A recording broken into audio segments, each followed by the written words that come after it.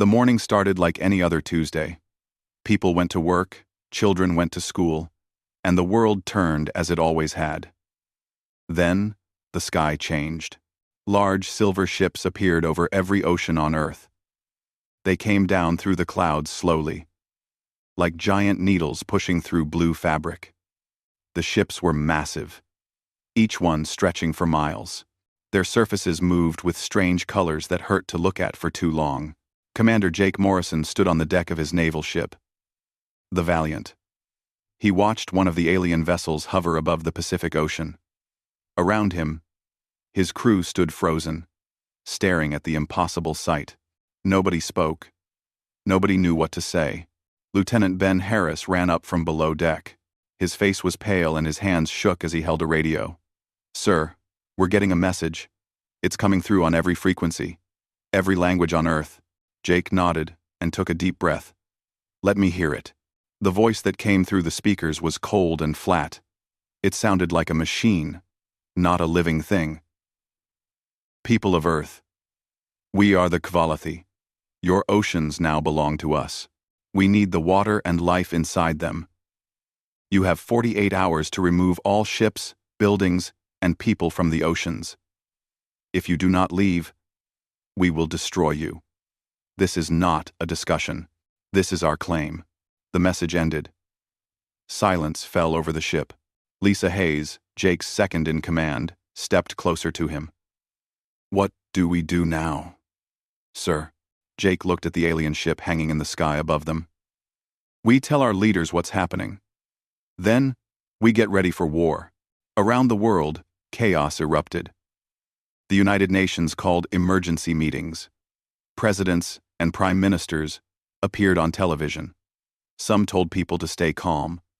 Others demanded immediate military action. But the aliens had chosen their target well. Earth's oceans covered more than 70% of the planet.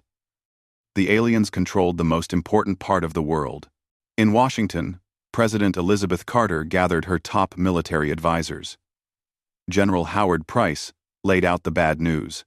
"Madam President, we tried to scan their ships. Our technology can't see through their hulls. We sent drones to get closer.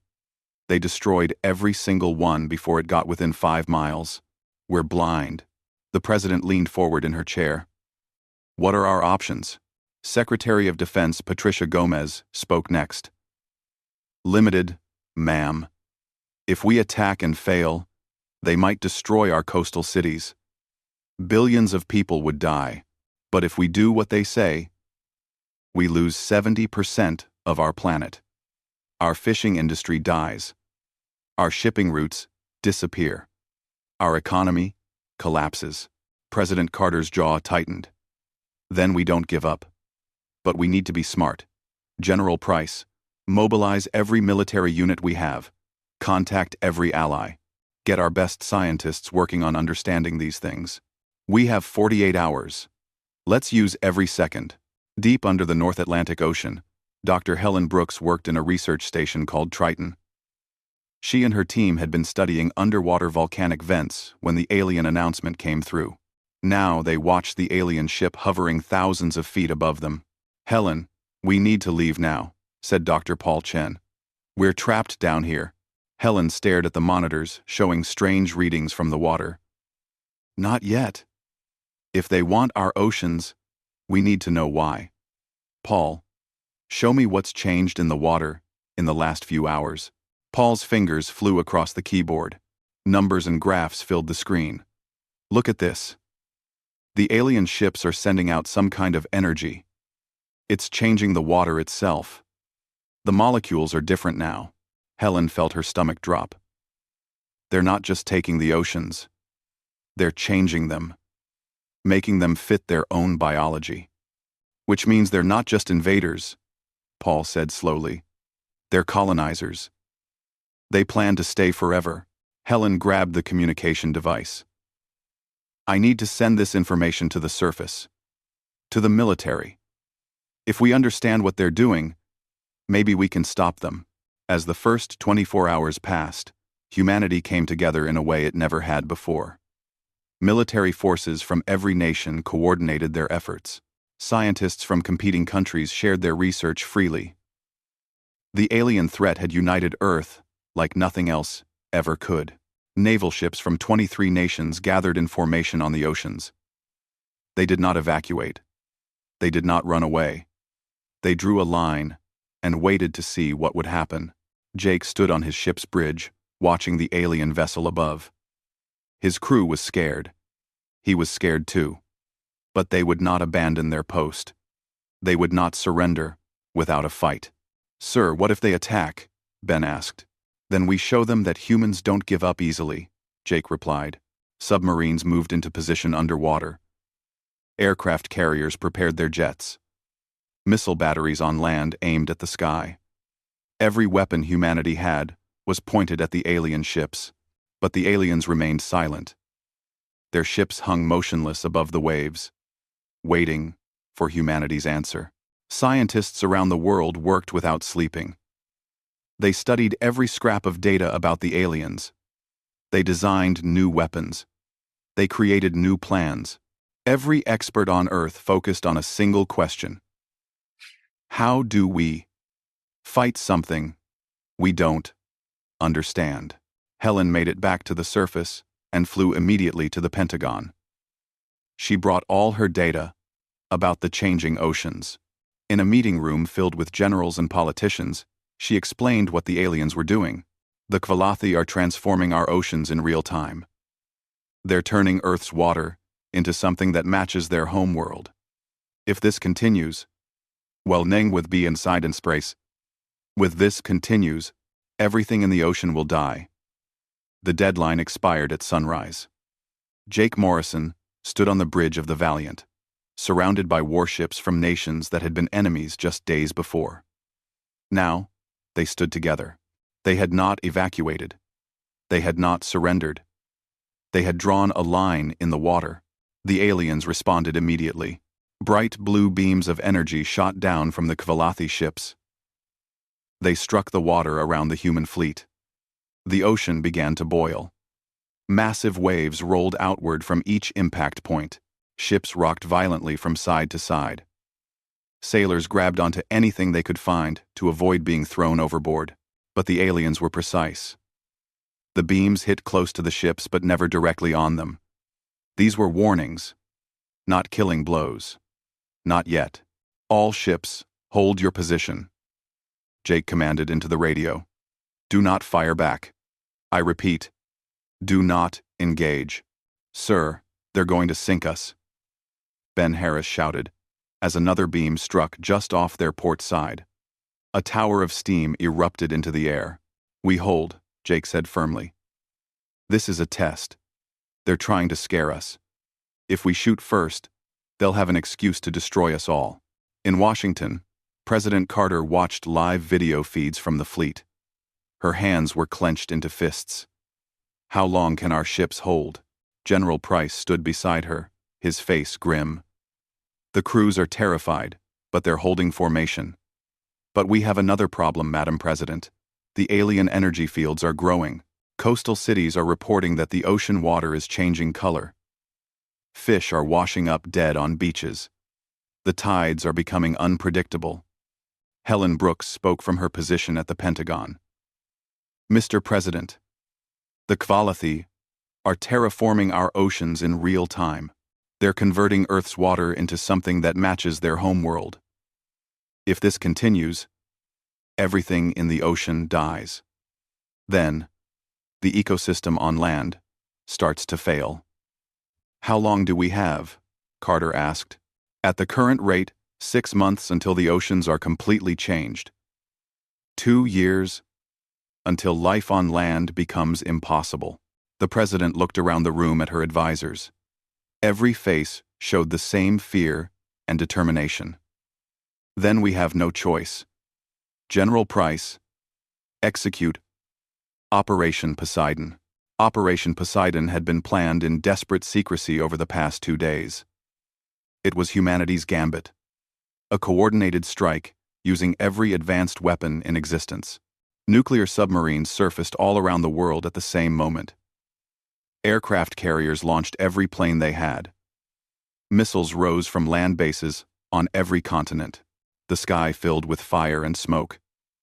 Thousands of weapons streaked toward the alien ships. The Kvalathi vessels activated their shields. Energy barriers appeared around each ship, glowing with rainbow colors. Human missiles hit the shields and exploded harmlessly. Bullets and shells sparked against the barriers and fell away. Even nuclear weapons, fired at targets far from any cities, were absorbed completely. The shields didn't even flicker. Not a single alien ship was damaged. "Sir, the aliens are moving," Lisa Hayes called out, fear clear in her voice.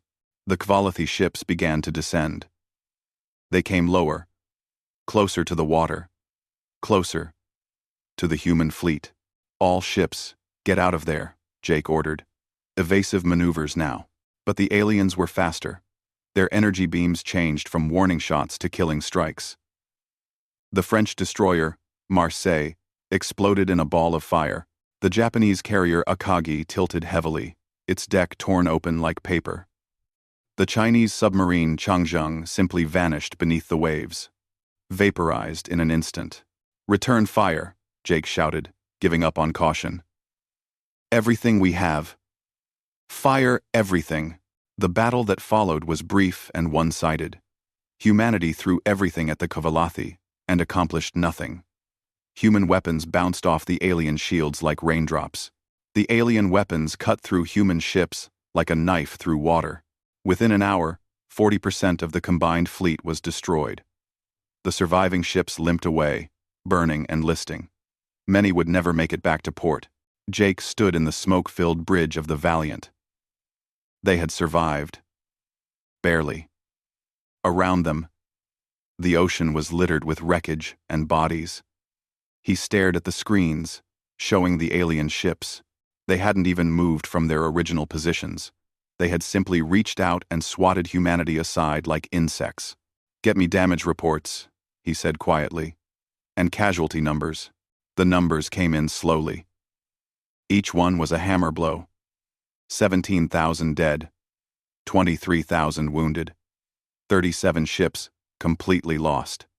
And the aliens were untouched. In Washington, President Carter addressed the nation and the world. Her face was grave, but her voice was strong. "Today, we fought back against an invader who tried to take our home. We did not win, but we proved that humanity will not go quietly into the night. We will not surrender our world without a fight. To the Kvalathi, I say this: you have our oceans for now. But this war is not over. Humanity has survived ice ages and plagues and world wars. We will survive you too." The speech rallied spirits around the world. But it didn't change the facts. The Kvalathi controlled the oceans. Their terraforming continued without interruption. Coastal cities began evacuating as the changing tides threatened massive flooding. The fishing industry collapsed overnight. Ships could no longer safely cross the oceans. Humanity had been beaten back to the land, but in laboratories and military bases around the world, scientists and generals were already working on the next phase of the war.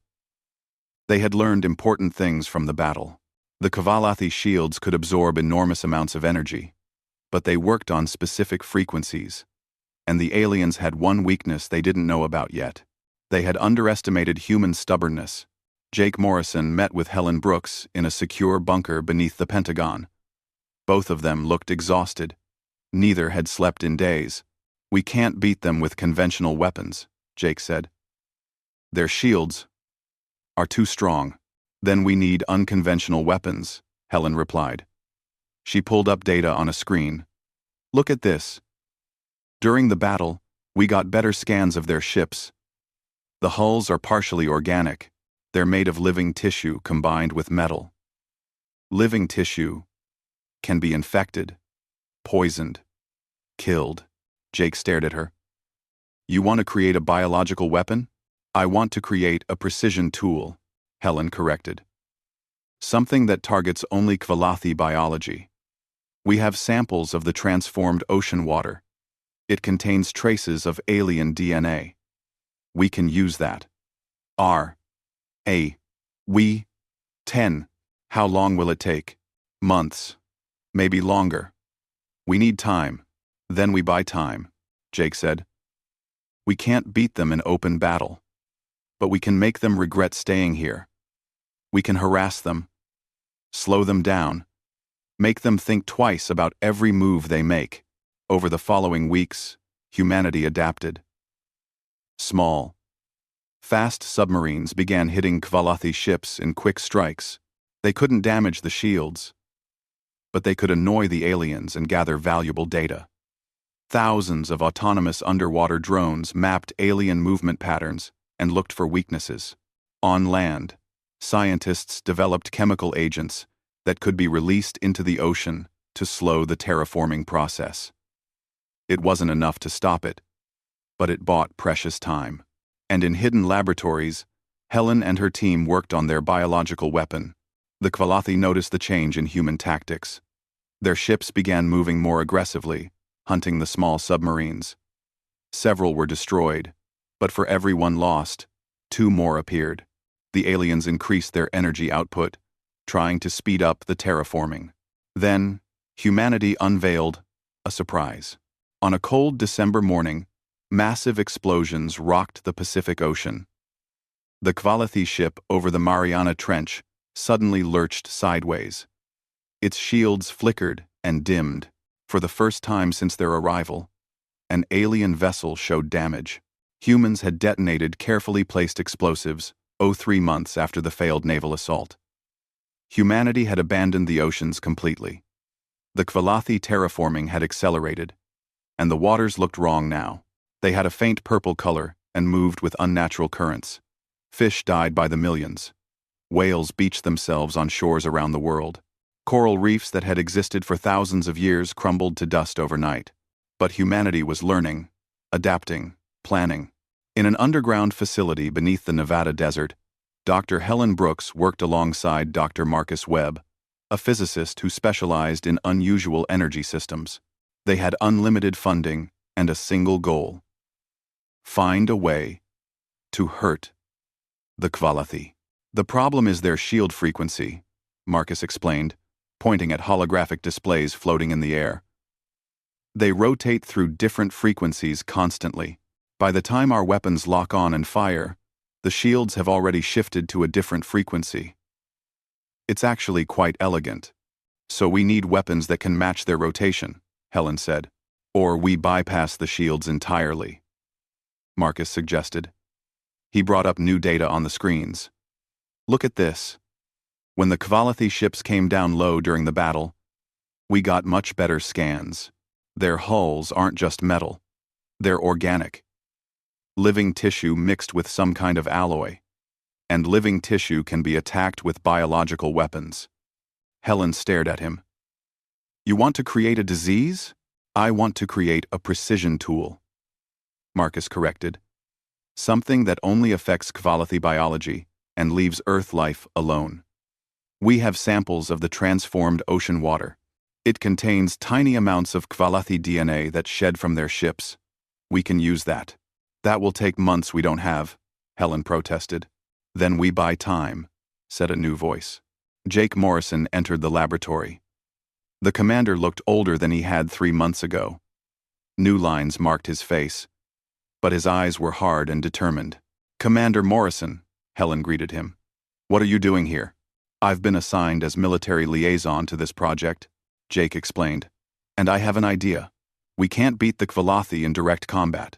But we don't need to. We just need to make them regret staying here. Over the next several weeks, Jake's plan took shape.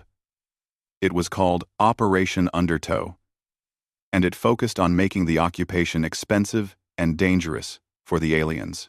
Small, fast attack submarines with new stealth technology began hitting Kvalathi ships in coordinated strikes. They couldn't penetrate the shields, but they could gather data, test responses, and generally make nuisances of themselves. Autonomous underwater drones by the thousands mapped every Kvalathi movement and looked for patterns in their behavior. On land, scientists worked frantically to counter the terraforming. They developed chemicals that could be released into the ocean to slow the transformation.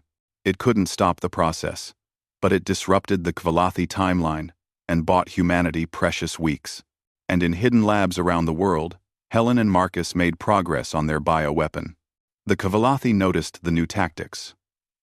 Their ships began hunting the human submarines more aggressively. Several were destroyed. But for every one lost, 2 more took its place. The aliens increased their energy output, trying to speed up the terraforming. Then humanity unveiled another surprise. On a cold morning in December, explosions rocked the Pacific. The Kvalathi ship, hovering over the Mariana Trench, suddenly lurched violently. Its shields flickered and dimmed. For the first time since their arrival, an alien vessel showed real signs of damage. Humans had planted explosives on the seafloor weeks earlier, waiting for the right moment. When detonated, they triggered a massive underwater volcanic eruption directly beneath the Kvalathi ship. The shields protected against the explosion and heat, but the enormous upward surge of magma and superheated water physically pushed the ship off its position. More importantly, it forced the shields to adapt to thermal energy, which meant they were briefly vulnerable to kinetic impacts. A railgun round fired from a concealed installation on a nearby island struck the ship's underside. It didn't go deep, but it went through. Alien hull material exploded outward. Atmosphere vented into the ocean in streams of glowing gas. The Kvalathi ship rose rapidly, retreating to safer altitude. In Washington, President Carter watched the footage with grim satisfaction. "We hurt them." "Not much, but we hurt them." General Price nodded. "They're not invincible. They know it now. We know it now." But victory was fleeting. The Kvalathi response was immediate and merciless.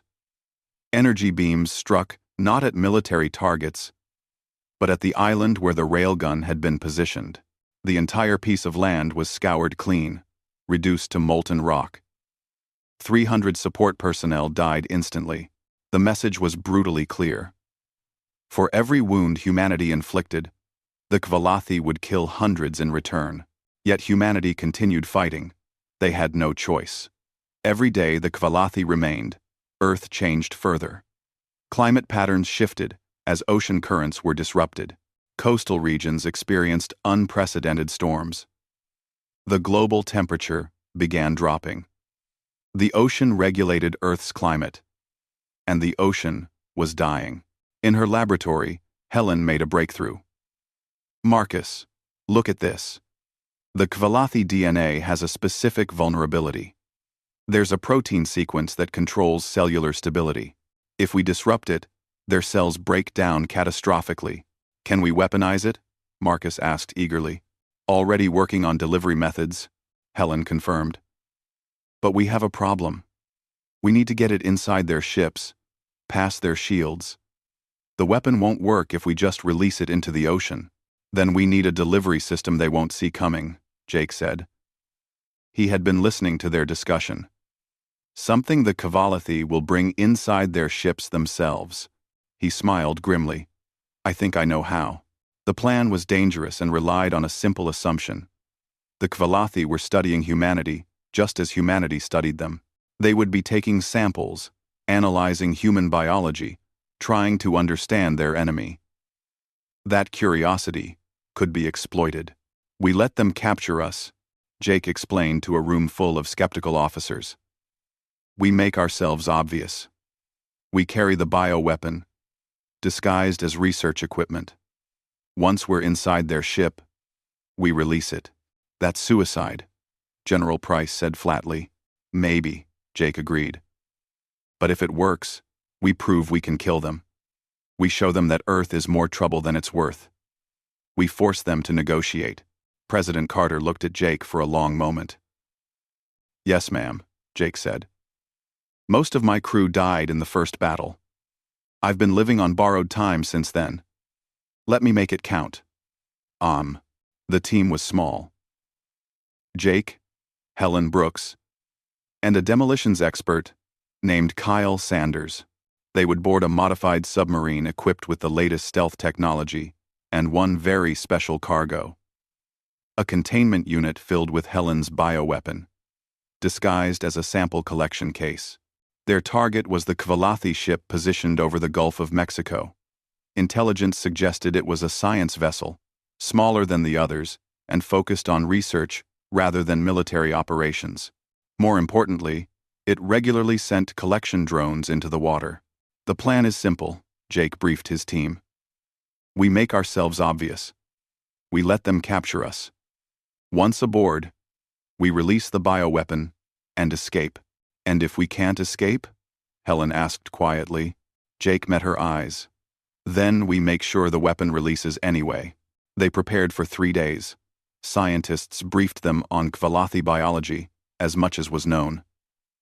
Engineers modified their equipment to hide the bioweapon. Military tacticians planned extraction routes, though everyone knew the chances of survival were slim. On the night before the mission, Jake stood on a the submarine moved slowly through the dark waters of the Gulf of Mexico. Jake Morrison sat in the pilot's seat, guiding the vessel along a predictable path. They wanted to be found. That was the plan. Beside him, Helen Brooks checked the bioweapon containment unit for the 10th time.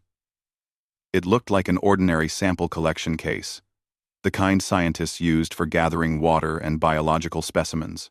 Inside was something far more dangerous. A weapon designed to kill every Kvalathi on the ship they were about to infiltrate.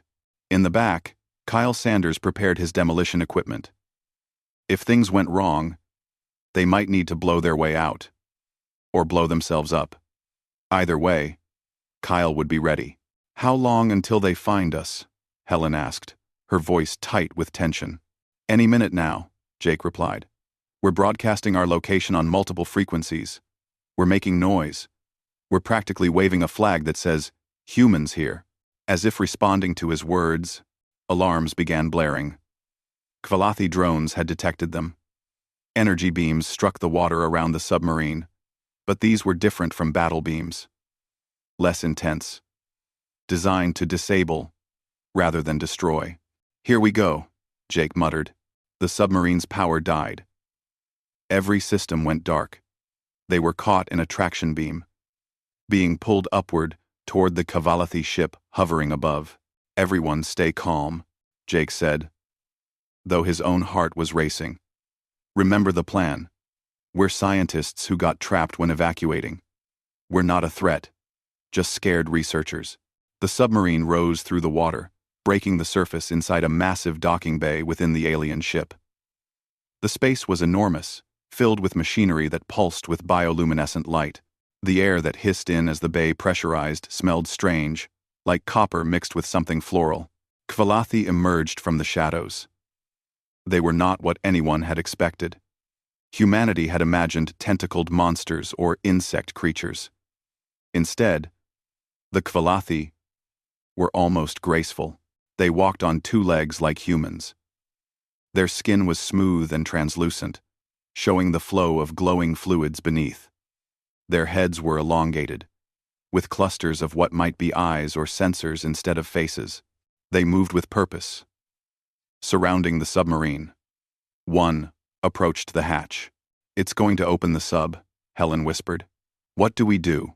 We cooperate, Jake said firmly. Act scared. Act helpless. Let them think we're no threat. The hatch opened with a hiss. Kvalathi appendages reached in, surprisingly gentle as they pulled the 3 humans out. They were separated immediately, each taken to different sections of the ship. Jake found himself in what looked like a medical bay. He was placed on a table, restrained gently but firmly.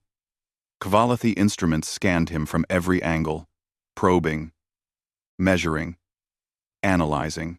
He forced himself to stay still, to breathe normally, to memorize every detail of his surroundings. The ship's interior was organic, walls pulsing like the inside of a living creature. Conduits carried glowing fluids instead of wires carrying electricity. The technology was so advanced that it seemed like magic, but Jake reminded himself that it was just technology.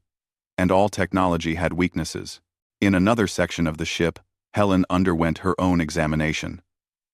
But even while restrained and afraid, her scientist's mind kept working. She observed everything. The way the Kvalathi communicated through color changes in their skin, the ultrasonic sounds they made, the efficiency of their movements. For a moment, she felt guilty. These beings were intelligent. They might even be peaceful under other circumstances. They were just trying to survive. Just like humans. In another universe, maybe the two species could have been friends. But this was not that universe. The Kvalathi had chosen conquest. They had killed thousands of humans. They were destroying Earth's biosphere. Survival was not evil. It was necessity. The guilt passed. Helen focused on her mission. Kyle Sanders had the most crucial job. While Kvalathi examined him, he needed to deploy the bioweapon without being detected. The containment unit had been designed to look harmless, just another piece of equipment. When his examiner turned away to analyze a scan, Kyle triggered the release mechanism. A fine mist, invisible to the naked eye, began spreading into the ship's atmosphere. The bioweapon was airborne, moving through the ventilation systems that kept the organic ship breathing. The Kvalathi didn't notice. The infection was designed to be silent, to incubate for several hours before symptoms appeared. By then, it would be too late. After 6 hours of examination, the humans were reunited in a holding cell. They were unharmed, but exhausted. The cell was small, but not uncomfortable. Clearly, the Kvalathi didn't intend to torture them, just study them. "Did you do it?" Jake asked Kyle quietly, in case they were being monitored. Kyle nodded once. "Deployed. It's spreading now. We should see effects in about 4 hours. Then we wait," Jake said. "And we get ready to move fast when things start happening." The hours crawled by.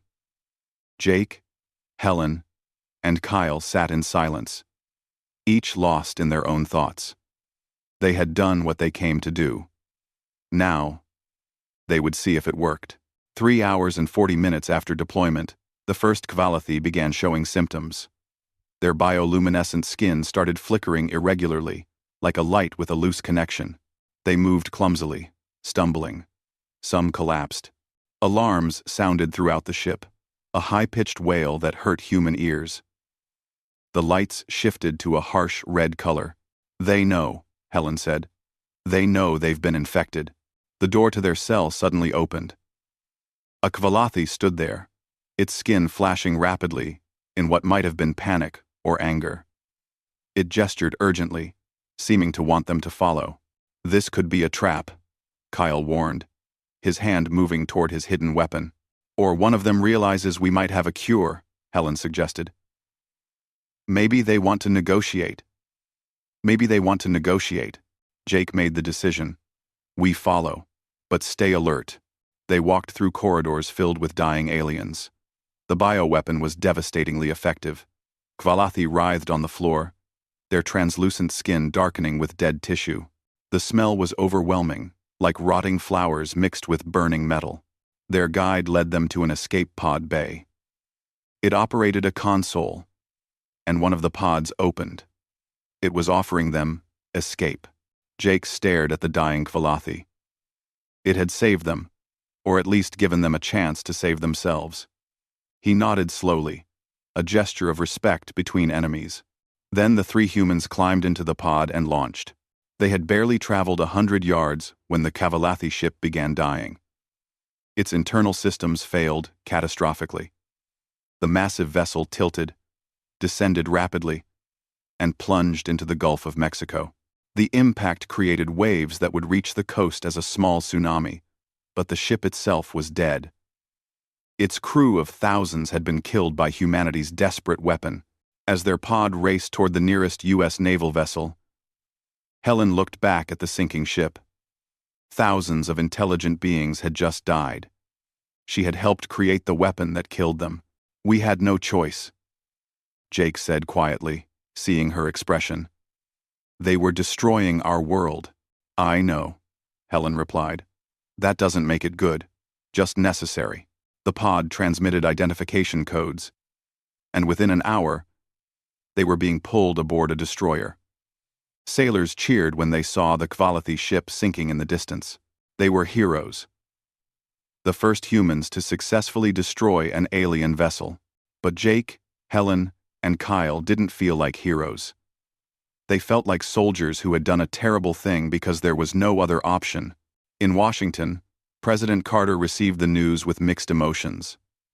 Relief that humanity had proven it could fight back. Horror at what that fight required. Pride in the courage of the three-person team. Grief for the Kvalathi who died. "Get me a secure line to our xenobiology team," she ordered.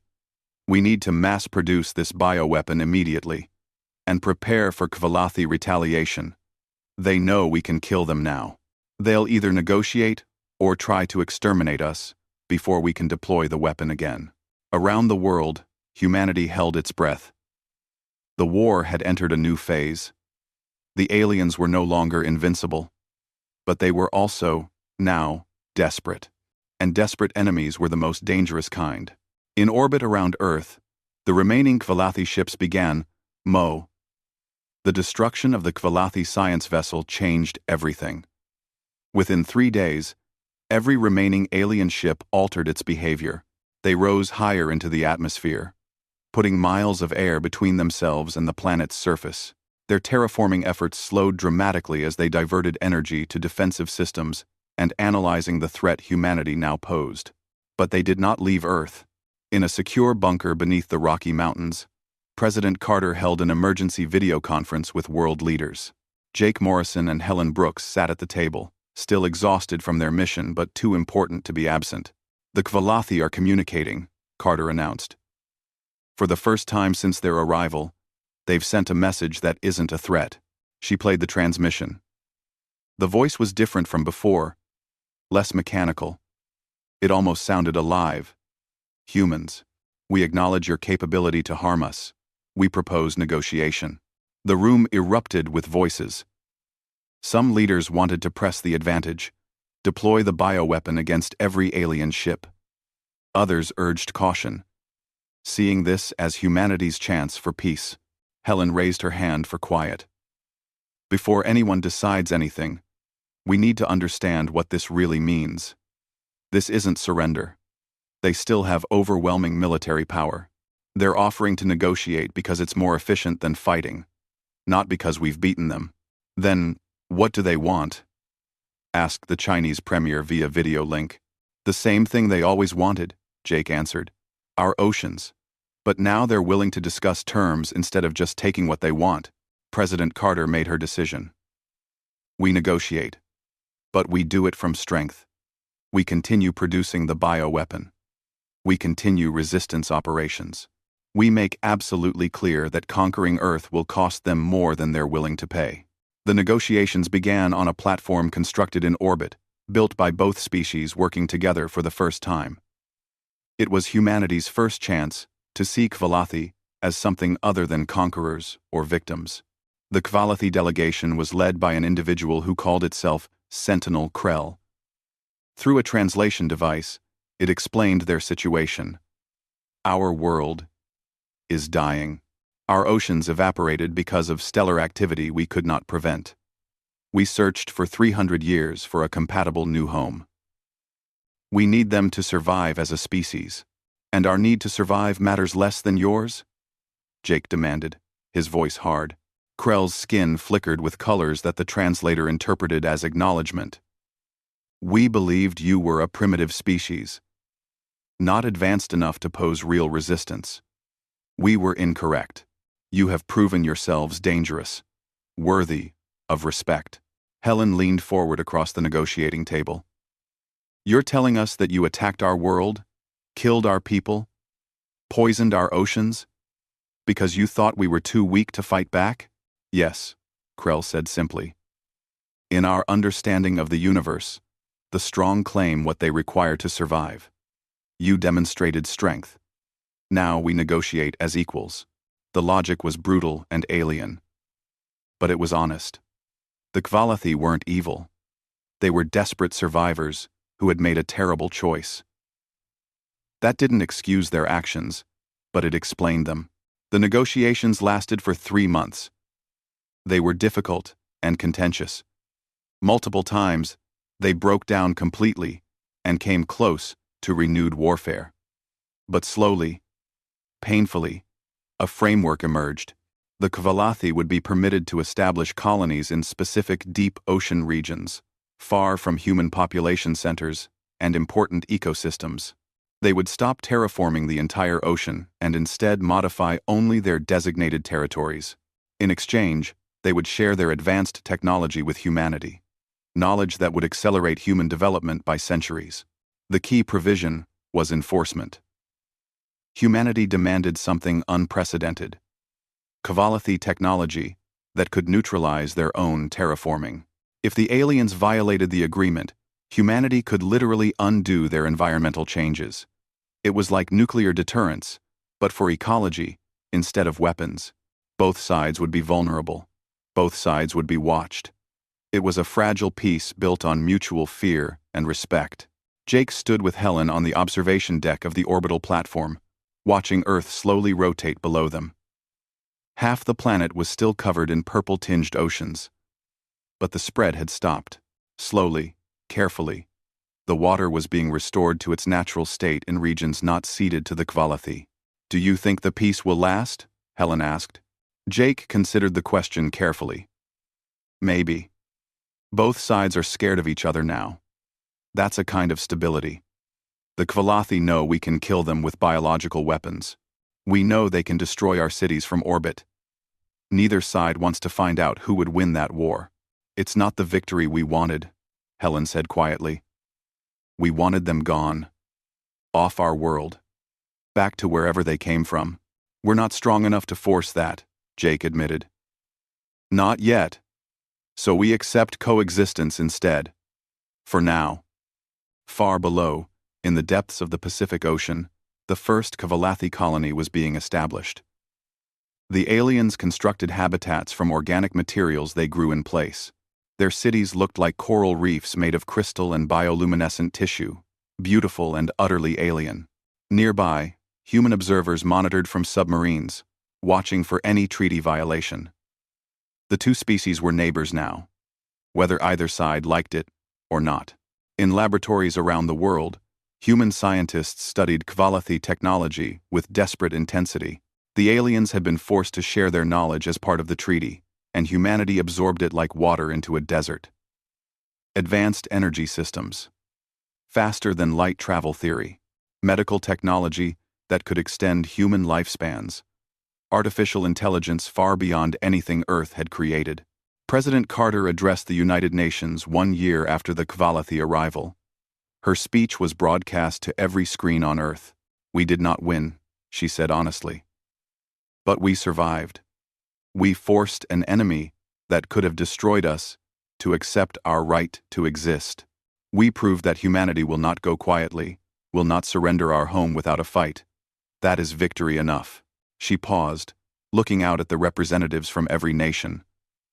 "Our children will grow up in a world shared with aliens.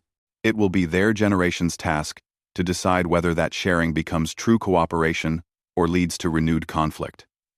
We must give them the tools they need, the technology, the wisdom, the strength." Jake Morrison was promoted to admiral for his role in the war. He stood at the commissioning ceremony for humanity's first spacecraft, incorporating Kvalathi technology. The ship was named Endeavour, and it was capable of reaching Mars in just 3 weeks.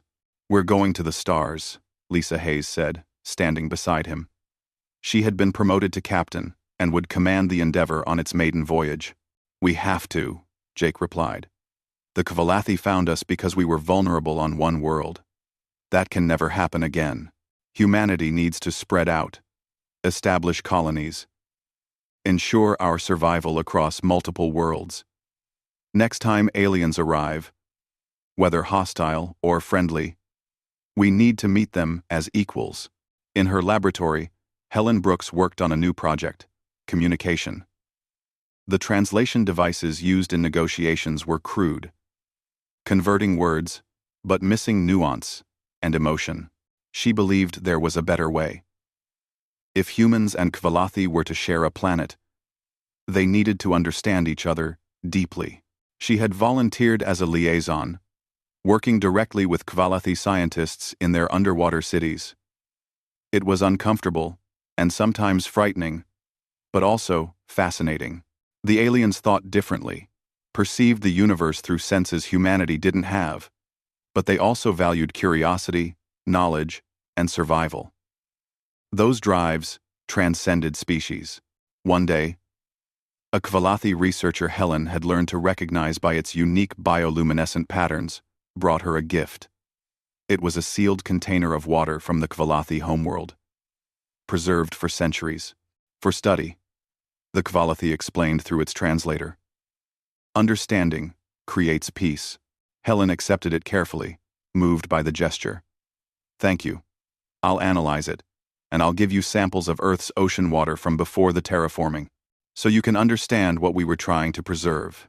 It was a small moment, a tiny bridge between species. But it was a beginning. 10 years after the Kvalathi arrival, Earth had changed permanently. 30% of the oceans were now Kvalathi territory. Their cities glowed beneath the waves, like underwater gardens of light. Humanity had established colonies on the Moon, Mars, and several asteroids. Human technology had advanced by generations in just a decade. There were still tensions. Still occasional conflicts over territory or resources. But there was also trade, cooperation, and slowly growing trust. Jake Morrison, retired from military service, stood on a California beach watching the sunset. In the distance, he could see the lights of a Kvalathi city beneath the waves. His granddaughter played in the surf nearby, completely unafraid of the aliens who had once been invaders. She was 7 years old and had never known a world without Kvalathi. To her, they were just neighbors. Different, yes. Strange, certainly. But not monsters. Not enemies. Jake thought about all the people who died in the war. The 17,000 sailors in the first battle. The civilians killed in retaliations. The Kvalathi who died from the bioweapon. The price of survival had been terrible. But humanity had paid that price and endured. Earth remained humanity's home. That was worth everything. Grandpa, look what I found, his granddaughter called, running up with a shell. Jake knelt down to examine her treasure. It was beautiful. 20 years had passed since the Kvalathi arrived. Admiral Jake Morrison, now 72 years old, walked slowly through the halls of the Interspecies Relations Institute in Geneva. The building was a marvel of combined human and Kvalathi architecture, with soaring glass walls and living bioluminescent supports that pulsed with gentle light. He was here for a ceremony, a memorial, and perhaps, finally, a moment of closure. The auditorium was filled with both species. Humans sat beside Kvalathi in specially designed chairs. Some wore translation devices. Others had learned to communicate through the color language the aliens used, changing lights on their clothing to approximate Kvalathi speech. Helen Brooks walked onto the stage. She was 60 now. Her hair gray, but her eyes still bright with intelligence. She had become the leading expert on human-Kvalathi relations, spending 2 decades building bridges between species. 20 years ago today, Helen began, her voice carried by perfect acoustics. The Kvalathi arrived on Earth. What followed was war, death, suffering on both sides. Today, we remember those who died, and we commit ourselves to ensuring their sacrifice was not meaningless. A holographic display activated behind her, showing images from the war. The first Kvalathi ships descending through clouds. The burning wrecks of human vessels. The sinking alien science ship, faces of the dead, both human and Kvalathi. Jake felt the old pain return, sharp as ever. He saw friends in those images, crew members who died under his command. Young sailors who never went home. We also celebrate what we've built together, Helen continued. The images shifted to show the present day. Human Kvalathi research stations on Mars.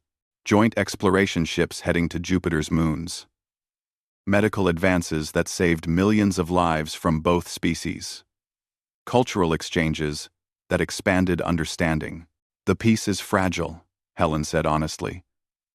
There are still those on both sides who want the treaty broken, who see the other species as enemies to be eliminated. But for 20 years, we have chosen cooperation over conflict. We must continue that choice, for our children, for our future. Sentinel Krell rose from the Kvalathi section. It was older now, its bioluminescence dimmer, but its movements still graceful. Through its translator, it spoke. The Kvalathi acknowledge our error in how we first approached Earth. We acted out of desperation and arrogance. We believed might gave us right. Humanity taught us otherwise. Today we honor the Kvalathi who died in that lesson. And we thank the humans who chose negotiation when they could have chosen extermination. It was a powerful statement. 20 years ago, such words would have been impossible. Now, they were necessary truth. After the ceremony, Jake found himself in a quiet garden within the Institute. The space was designed to accommodate both species, with areas of water for Kvalathi and dry land for humans. He sat on a bench, watching alien children play in a pool, while human children ran on grass nearby. They laughed together, communicating through gesture and simple words, not caring about the differences between them. Admiral Morrison, a voice said. Jake looked up to see a young Kvalathi approaching. Its translator identified it as Scholar Ven, a historian studying the war period. May I speak with you? Ven asked. Of course, Jake said, gesturing to the space beside him. Ven settled onto a specialized seat that accommodated its different physiology. I am writing a comprehensive history of the arrival and the war. I have studied all available records, but I wanted to ask you directly. When you infiltrated the ship and deployed the bioweapon, killing thousands of my people, did you hesitate? It was a direct question. Challenging, but not hostile. Jake thought carefully before answering. Yes, I hesitated. Not because I wasn't sure it was necessary. We had no choice if we wanted Earth to survive, but because I understood that I was about to kill thousands of intelligent beings. Beings with families, lives, hopes. That deserved hesitation. Yet you did it anyway, Ven observed. I did. Because my responsibility was to humanity, not to the Kvalathi. If I could go back and change things, I would wish your people had approached us peacefully, that we could have negotiated before anyone died. But I can't change the past. I can only try to build a better future. So, Ven's skin flickered with colors the translator interpreted as understanding. That is honest. I appreciate it. Many humans I interview speak only of glory or necessity. Few acknowledge the weight of what was done. Anyone who kills without feeling that weight is dangerous, Jake said quietly. War should never be easy. They sat in companionable silence for a while, watching the children play. Helen found them there an hour later. She smiled to see human and Kvalathi sitting peacefully together. It was what she had worked toward for 2 decades. Jake, there's someone here who wants to meet you, she said. She led him to another part of the institute, where a young woman waited. She was perhaps 30, wearing the uniform of the United Earth Space Force. Her insignia showed she was a ship captain, Admiral Morrison. This is Captain Nina Cruz, Helen introduced them. She commands the exploration vessel Horizon. She's about to lead the first joint human Kvalathi mission to another star system. Jake shook her hand. Another star system. We've come that far? Thanks to Kvalathi technology and human determination, Nina said. We've identified a potentially habitable world 12 light-years away. We'll be gone for 5 years. Our crew is half human, half Kvalathi. We'll be testing whether our 2 species can truly work together in deep space. That's ambitious, Jake said, and risky. The best things usually are. Nina replied with a grin. I grew up hearing stories about you. Admiral. About how you saved Earth. I joined the Space Force because of those stories. Because I wanted to explore, to push boundaries, to prove humanity's place in the universe. Jake felt old suddenly.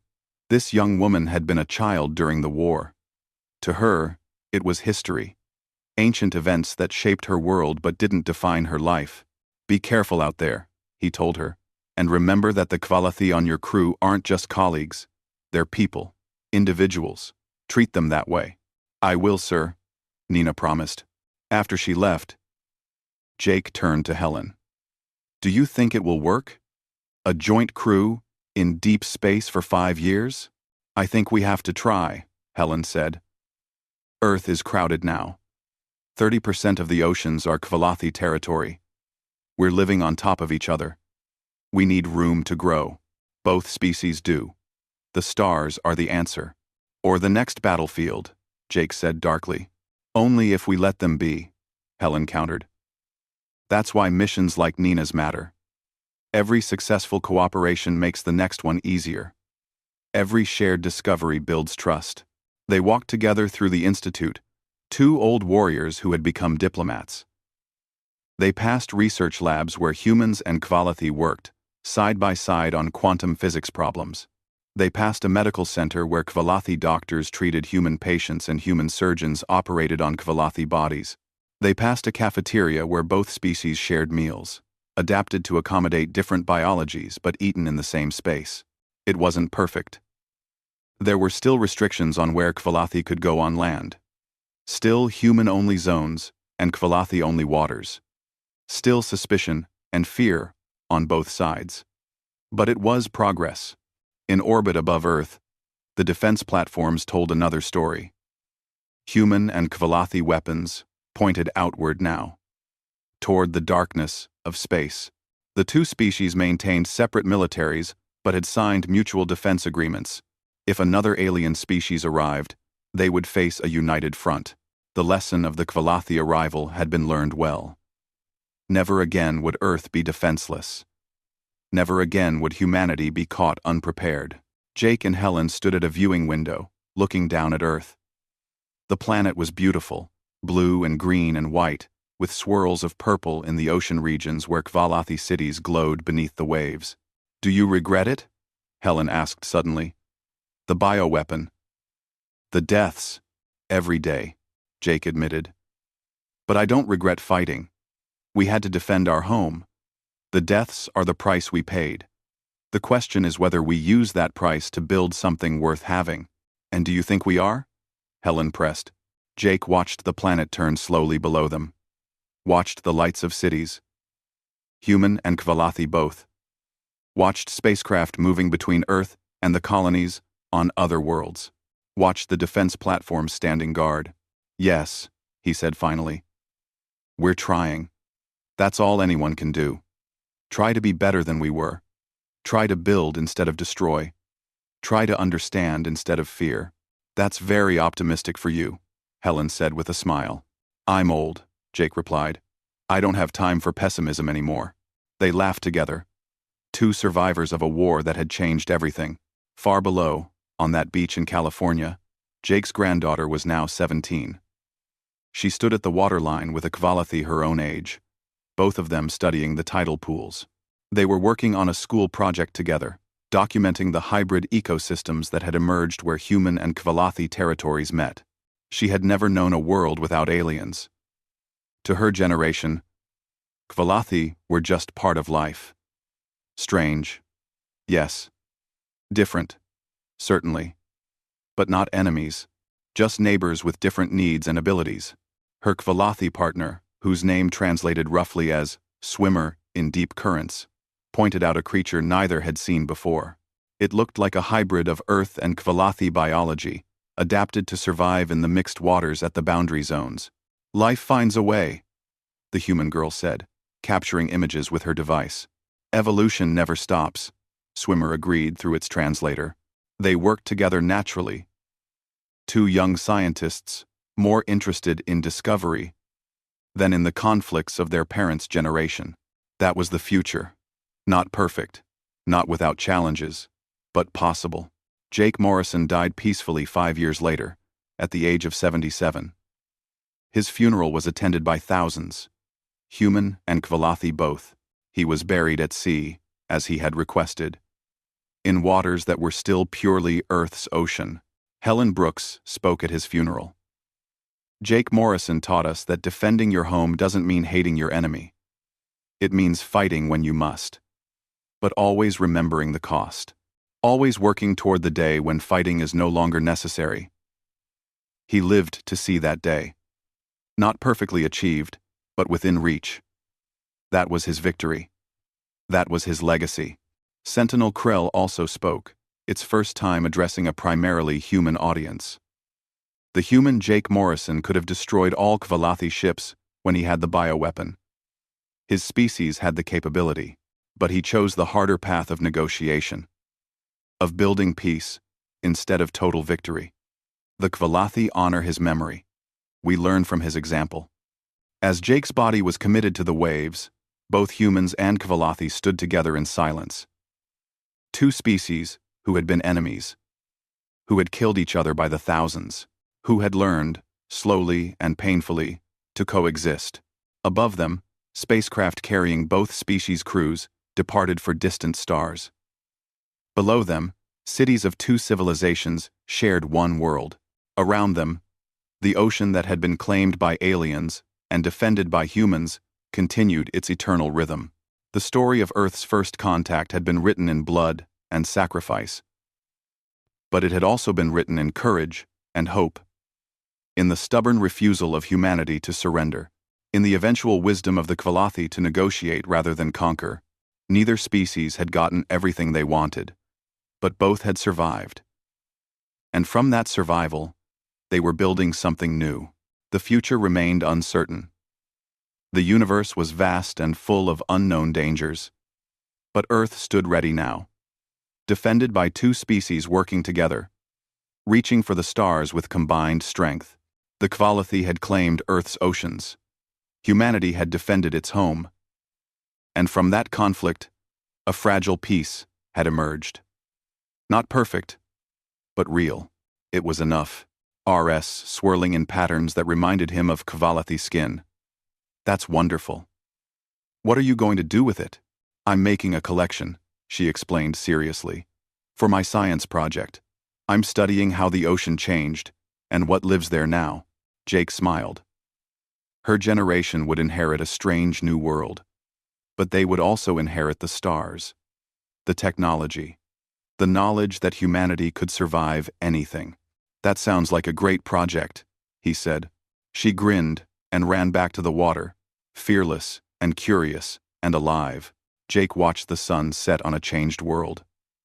The sky was still blue. The stars still shone. Earth still turned. Humanity still endured. The Kvalathi had claimed Earth's oceans.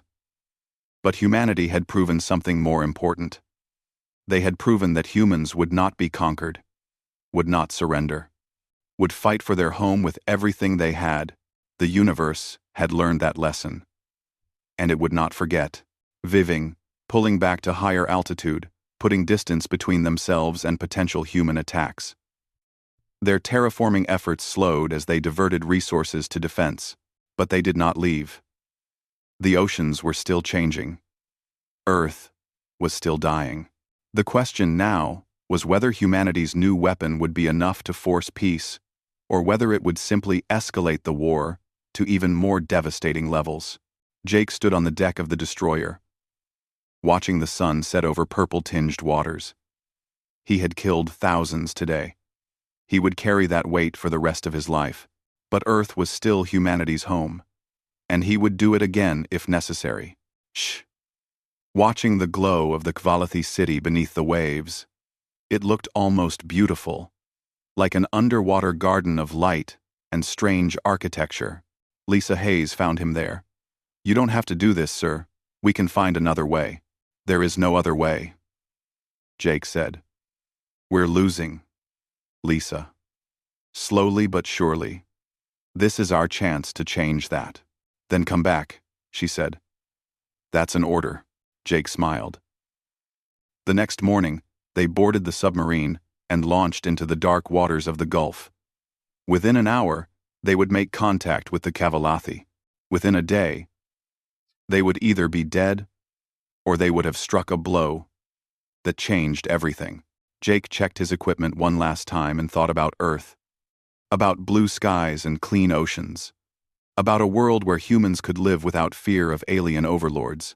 That world was worth fighting for, worth dying for. If necessary, the submarine descended into the depths, heading toward destiny, and the seafloor, triggering an underwater volcanic eruption directly beneath the alien ship. The shields protected against the blast and heat, but the massive surge of magma and superheated water physically pushed the ship upward, destabilizing it. More importantly, the shields had to adjust to handle the thermal energy. For a brief moment, they were vulnerable to physical impacts. A railgun round fired from a hidden base on a nearby island struck the ship's underside. It penetrated. Alien hull material vaporized. Atmosphere vented into the ocean. In a stream of bubbles, the Cavalathi ship rose rapidly, retreating to higher altitude. In Washington, President Carter watched the footage with fierce satisfaction. "We hurt them.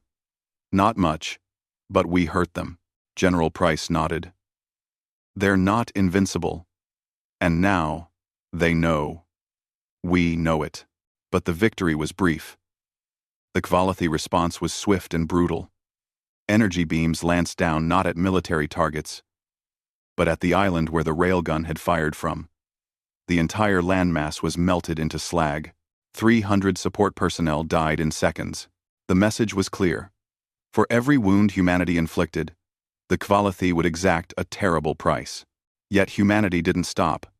They couldn't afford to. Every day the aliens remained, Earth died a little more. Within 6 months. Then the ecological collapse will spread to land. Within 2 years, Earth's entire biosphere could fail. How do we stop it? President Carter asked. "I don't know yet," Helen admitted. "But we're working on it." The 48-hour deadline was approaching. Humanity had a choice to make. Surrender the oceans and try to survive on land alone, or fight back and risk total destruction. President Carter made the decision. We fight. We show these aliens that Earth is not theirs for the taking. Prepare. Operation Poseidon. As the deadline ticked closer, the world held its breath. Ships remained in formation on the oceans. Weapons stayed armed and ready. Humanity refused to back down. The aliens had expected submission. They were about to learn that humans were not so easily conquered. Earth was humanity's home, and they would defend it with everything they had. The war was about to begin.